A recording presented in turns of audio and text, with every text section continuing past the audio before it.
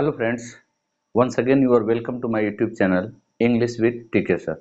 Friends आज के इस वीडियो में हम पोस्ट को एनालाइज करने वाले हैं, यानी पोस्ट का विश्लेषण करने वाले हैं। पिछले 5-6 दिनों से मैंने फेसबुक पर कुछ पोस्ट डाला हुआ था और कुछ सेंटेंसेस लिखे हुए थे जिसमें मैंने बच्चों के लिए रखा था कि आप जो है इसको स्टडी करें और इसमें से करेक्ट सेंटेंस को पता लगाएं। ठीक है, तो उस पर जो भी वाक्य दिया गया था तो मैंने आपसे वादा किया था कि जो भी वाक्य मैं दे रहा हूं उसका वीडियो बना के मैं आपको एनालिसिस करूंगा, उसका विश्लेषण करके आपको बताऊंगा। फ्रेंड्स, उसमें पहला सेंटेंस लिखा था मेरे पास कलम नहीं है और इसमें मैंने 4 ऑप्शन लिखा हुआ था। ठीक है, एक ऑप्शन लिखा था कि I have not a pen और दूसरा मैंने लिखा था कि I have no a pen और तीसरा लिखा हुआ था I do not have a pen. ठीक है फ्रेंड्स, इसको हमको समझना है कि इस सेंटेंस में सही क्या होगा। तो यहां पर देखो, जो पहला सेंटेंस लिखा हुआ है ये सही नहीं होगा। पहला सेंटेंस जो लिखा हुआ है कि I have not a pen, ये सही नहीं होगा। क्योंकि यहाँ पर जो हैव वर्ब यूज किया गया है ये पोजीशन शो करने के लिए मेन वर्ब है। पोजीशन शो करने के लिए ये मेन वर्ब है और मेन हमेशा हेल्पिंग वर्ब के बाद नॉट लगाते हैं। इस वजह से हमारा ये सेंटेंस क्या हो जाएगा, इनकरेक्ट हो जाएगा, ये सही नहीं होगा। केवल एसपी बख्शी को छोड़ के बाकी मैं किसी राइटर को नहीं जानता जो हैव को मॉडल में रखते हो। एसपी बख्शी भी हैव को नहीं मॉडल में रखते हैं, लेकिन हैज टू और हैव टू को वो मॉडल में रखते हैं और हैज टू और हैव टू के साथ वो नॉट का प्रयोग कर लेते हैं। बाकी जो अदर स्कॉलर्स हैं वो हमेशा हैज टू हो या हैव टू हो या हैज हैव का प्रयोग हो उसको हमेशा प्रेजेंट इंडेफिनिट टेंस ही मानते हैं। ठीक है, अच्छा, दूसरा सेंटेंस जो मैंने लिखा है I have no a pen, ये सेंटेंस सही होते होते रह गया। ये सेंटेंस गलत क्यों हो गया? ये गलत हो गया ए की वजह से। ठीक है फ्रेंड्स, अगर आपको पहले से पता हो तो मैं ठीक है, नहीं तो मैं आपको बता रहा हूं कि no is equal to not a an any. ठीक है, सम दो भी लिख सकते हैं, दो। ठीक है, यानी जिस सेंटेंस में आप नो लगाओगे ना, जिस सेंटेंस में फ्रेंड्स आप नो लगाओगे उस सेंटेंस नो किसके बराबर होता है? नॉट अ के। यानी उसमें से नॉट भी नहीं लगा सकते, ए भी नहीं लगा सकते, नॉट भी नहीं लगा सकते, एन भी नहीं लगा सकते, नॉट भी नहीं लगा सकते और एनी भी नहीं लगा सकते। तो इस वजह से यहाँ पर जो लिखा है I have no a pen, अगर ए नहीं होता तो फिर दूसरा सेंटेंस हमारा सही हो जाता। फ्रेंड्स, इसमें जो तीसरा सेंटेंस मैंने लिखा हुआ है ये सेंटेंस उसमें सही था। ठीक है, क्योंकि जब कभी भी आप कहते हो कि मेरे पास ये है तो उसका टेंस होता है ना, वो तो हम अपने हिसाब से पढ़ लेते हैं कि ये हैज हैव का यूज है। हैज हैव का यूज है लेकिन वो टेंस तो है ना। ठीक है, तो टेंस कौन सा है? वर्ब का फर्स्ट फॉर्म हमेशा प्रेजेंट इंडेफिनिट टेंस होता है। वर्ब का फर्स्ट फॉर्म हमेशा प्रेजेंट इंडेफिनिट टेंस होता है। तो यहाँ पर जब मैं मुझे कहना है अगर ये निगेटिव नहीं होता तो मैं बोलता आई हैव अ पेन, तो ये प्रेजेंट इंडेफिनिट होता। और जो प्रेजेंट इंडेफिनिट टेंस का निगेटिव बनाते हैं तो डू डज हमेशा लगा के ही नॉट लगाना पड़ता है, अदरवाइज हमारा सेंटेंस क्या हो जाता है? गलत हो जाता है। तो यहाँ I have not a pen हमारा गलत हो जाएगा। आई हैव नो पेन तो सही हो सकता है, ठीक है, लेकिन नॉट अ पेन नहीं सही हो सकता है। फ्रेंड्स, एक वीडियो में बनाऊंगा जिसमें आपको बताऊंगा कि नो और नॉट में क्या अंतर है। वैसे एक वीडियो बनाऊंगा, उसी वीडियो में आपको ये भी बताऊंगा कि अ मीन्स भी एक होता है और वन मीन्स भी एक होता है। तो दोनों में किसका कब अ का प्रयोग करेंगे और कब वन का प्रयोग करेंगे। तो यहाँ पर ये जो सेंटेंस है इसमें देखो मैंने लिखा आई डू नॉट, ये सही हुआ, हेल्पिंग वर्ड लगाया मैंने, ये मेन वर्ब हो गया और ये उसका कंप्लीमेंट हो गया। ठीक है, तो ये हो गया I do not have a pen.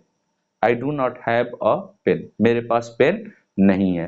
ठीक है, तो ये तीसरा वाला सेंटेंस सही होगा कि क्यों? क्योंकि आई हैव अ पेन जो हम लिखते हैं वो प्रेजेंट इंडेफिनिट टेंस होता है और जब प्रेजेंट इंडेफिनिट टेंस होता है फ्रेंड्स, तो प्रेजेंट इंडेफिनिट टेंस में निगेटिव बनाने के लिए आपको डू या डज का प्रयोग करना पड़ता है। आइए चलते हैं फ्रेंड्स अब दूसरे सेंटेंस पे। दूसरा सेंटेंस मैंने लिखा था इट इज इंटरेस्टिंग और आपसे पूछा था कि ये कौन सा टेंस है। ऑप्शन में था present indefinite, present continuous, present perfect और प्रेजेंट परफेक्ट कॉन्टिन्यूअस टेंस। और इसका मैं डिस्प्ले पर भी रख दे रहा हूं, आप चाहें तो इसको देख सकते हैं। तो फ्रेंड्स, जो लिखा हुआ है इट इज इंटरेस्टिंग, तो पहली बार ना आपको लगेगा कि भाई इज के बाद अगर किसी वर्ब में आईएनजी है तो क्या हो जाएगा? वो क्या हो जाएगा, कॉन्टिन्यूअस हो जाएगा। लेकिन ये कॉन्टिन्यूअस नहीं है, ठीक है, क्योंकि ये इंटरेस्टिंग जो है यहाँ पर एज एडजेक्टिव काम कर रहा है। और फ्रेंड्स आपको पहले से पता है तो ठीक है, नहीं मैं आपको बता दे रहा हूँ कि जो वर्ब में आईएनजी फॉर्म होता है वह एक एडजेक्टिव होता है, उसको हम प्रेजेंट पार्टिसिपल बोलते हैं। और जो वर्ब का थर्ड फॉर्म होता है वो भी एक एडजेक्टिव होता है और उसको हम परफेक्ट पार्टिसिपल बोलते हैं। और ठीक है, या पास्ट पार्टिसिपल भी उसी को बोला जाता है। ठीक है फ्रेंड्स, तो यहाँ पर देखें कि जो इंटरेस्टिंग है, अब ऐसा तो है नहीं कि ये जो इट है यहाँ पर कोई काम कर रहा है, ये इट काम नहीं कर रहा है। इस इट का स्टेट बताया जा रहा है कि जो भी चीज है जिसके लिए भी आपने इट लगाया है, ये इट क्या है, इंटरेस्टिंग है। तो यहाँ पर हमारा मेन वर्ब क्या है, हमारा ये इज ही मेन वर्ब है। और जब वर्ब का फर्स्ट फॉर्म मेन वर्ब होता है तो वह टेंस हमारा प्रेजेंट इंडेफिनिट होता है। वो टेंस हमारा क्या होता है फ्रेंड्स, प्रेजेंट इंडेफिनिट होता है। ठीक है, आशा करता हूं ये बात आपको समझ में आई होगी। वर्ब का फर्स्ट फॉर्म हमेशा क्या होता है, प्रेजेंट इंडेफिनिट होता है। ठीक है फ्रेंड्स, इसको एक तरह से और आप समझ सकते हो। देखो अगर मान लो लिखा है he has been cooking food, he has been cooking food और समय दे दिया आगे। ठीक है, तो यहां पर देखो वर्ब का फर्स्ट फॉर्म हमेशा प्रेजेंट होता है और थर्ड फॉर्म क्या होता है, थर्ड फॉर्म हमेशा परफेक्ट होता है और आईएनजी फॉर्म क्या होता है, हमेशा कॉन्टिन्यूअस होता है। इसी वजह से इसको बोलते हैं present perfect continuous tense, present perfect continuous tense. तो वर्ब का फर्स्ट फॉर्म अगर खाली रह जाए, ठीक है, अब चलो इसको मान लो मैं क्या करता हूं, मिटा देता हूं। इसको मैंने मिटा दिया, इसको मिटा के मैंने लिखा ही हैज अ बुक। ठीक है फ्रेंड्स, अब यहां पर देखो ये प्रेजेंट तो है, वर्ब का फर्स्ट फॉर्म है तो ये प्रेजेंट तो है। अगर आईएनजी होता तो कंटीन्यूअस हो जाता, थर्ड फॉर्म होता तो परफेक्ट होता। कुछ नहीं है तो इंडेफिनिट है, कुछ नहीं है तो क्या है, ये इंडेफिनिट है। इस वजह से अगर इस तरह से कोई वाक्य लिखा है ही इज अ बुक तो ये प्रेजेंट इंडेफिनिट टेंस होता है। फ्रेंड्स इसको एक एग्जांपल से और समझो, मान लो लिखा है he is cooking food, he is cooking food. तो इज क्या है, वर्ब का फर्स्ट फॉर्म है। अगर ये वर्ब, अच्छा मालूम है ना आपको ये वर्ब का फर्स्ट फॉर्म है, इसको बी से तोड़ते हैं, यानी बी में जब यस बढ़ाना होता है तो इज हो जाता है। ठीक है, तो अगर आप देखो देखो प्ले में एस बढ़ाओगे तो प्लेज हो जाएगा, कुक में एस बढ़ाओगे तो कुक्स हो जाएगा, रीड में एस बढ़ाओगे तो रीड्स होगा, लेकिन बी में एस बढ़ाओगे तो इज हो जाता है। तो ये असल में वर्ब का फर्स्ट फॉर्म ही है जिसमें एस बढ़ा हुआ है। तो वर्ब का फर्स्ट फॉर्म है तो इन प्रेजेंट हो गया, और आईएनजी फॉर्म है तो ये क्या हो जाएगा, कॉन्टिन्यूअस हो जाएगा। तो ये है प्रेजेंट कॉन्टिन्यूअस टेंस। लेकिन अगर यहां से हम आईएनजी फॉर्म हटा दें, ठीक है, और लिख दें ही इज अ टीचर, क्या लिख दें friends, he is a teacher, तो ये प्रेजेंट तो है लेकिन आगे आईएनजी होता तो कंटिन्यूअस होता, थर्ड फॉर्म होता तो परफेक्ट होता। कुछ नहीं है तो ये इंडेफिनिट है, कुछ नहीं है तो क्या है, इंडेफिनिट है। तो ये जो हमारा वाक्य है it is interesting, it is interesting, ये प्रेजेंट इंडेफिनिट टेंस का वाक्य है, क्योंकि यहां पर कोई काम नहीं हो रहा है बल्कि इट का हम स्टेट डिस्क्राइब कर रहे हैं। फ्रेंड्स आशा करता हूं कि ये आपको समझ में आया होगा। तीसरा एग्जांपल तब तक अपनी स्क्रीन पर आप देखें। तीसरे एग्जांपल में देखा कई प्रश्न, कई विकल्प मैंने रखा हुआ है, लेकिन इसका जो प्रॉपर विकल्प है, जो नजदीकी दो विकल्प थे वो ये था कि I love my all friends और दूसरा I love all my friends. ठीक है, अब ये नजदीकी दो थे जिनमें से एक सही होना है। फ्रेंड्स आप कौन सा सही होगा ये आप डिसाइड करना इस कॉन्सेप्ट को समझने के बाद।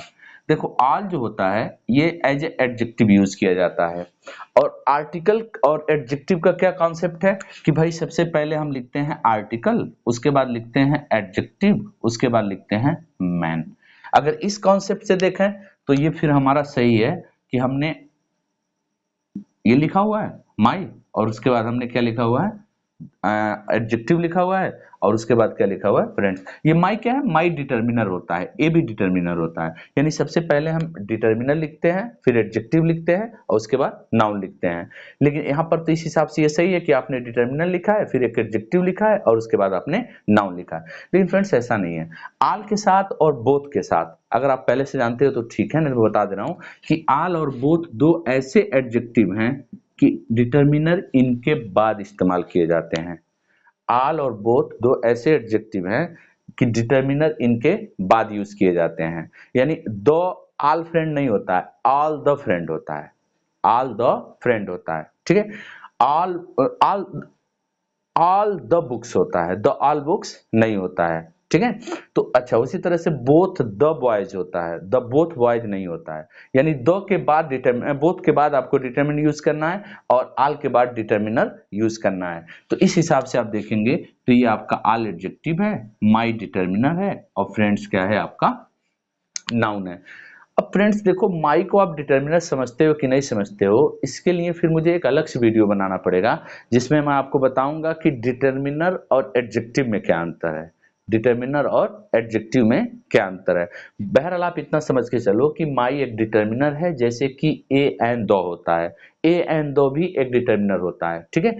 तो डिटर्मिनर हमेशा आल और बोथ के बाद लगाए जाते हैं और दूसरे एडजेक्टिव से पहले लगाए जाते हैं। इस वजह से जो इसमें हमारा ऑप्शन होगा वो ये सही होगा कि I love all my friends, ठीक है। क्यों? क्योंकि एडजेक्टिव के बाद डिटर्मिनर यूज करना है और यहाँ पर डिटर्मिनर आपने एडजेक्टिव से पहले यूज कर लिया था। इस वजह से जो इसमें हमारा ये ऑप्शन था वो सही था, ठीक है फ्रेंड्स। अब आइए चलते हैं हम लोग चौथे वाले सेंटेंस पे। चौथे को आप तब तक स्क्रीन पर देख लीजिए।